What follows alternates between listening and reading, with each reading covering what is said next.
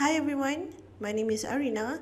So today I'm going to show you how to use the pocket door function from the aluminum doors and windows. Okay, so first thing first, you need to have a wall.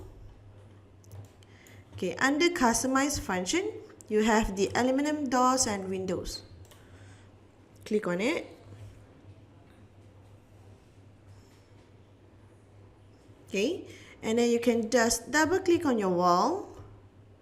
Double click on your wall and you will have something like this.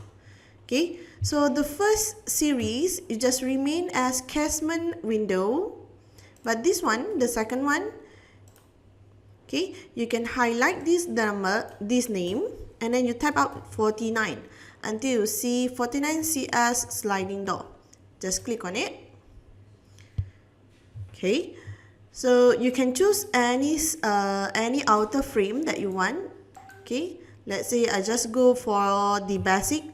Okay, top and bottom rail. Just drag and drop to my wall. Okay, so in order to have the pocket sliding door, okay, I need to take out the turnable fan. Okay. Okay, you can add the single track sliding door just now. Okay, and then you choose the turnable fan. So let's say I want to have this door push onto my left side. So just drag and drop. Okay, so same goes. Let's say I want to put another sliding door on my right side. Just drag another outer frame. Okay, and then this one, I'm just going to use this one. Drag and drop. Okay, so when you click complete, you can test out the opening of your sliding door. Okay, let it generate first.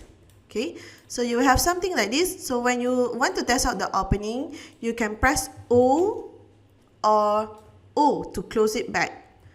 O to open and O to close it back, the sliding door. Right? So this is how you use aluminum doors and windows to create pocket door function. Right? So that is all from me. Thank you.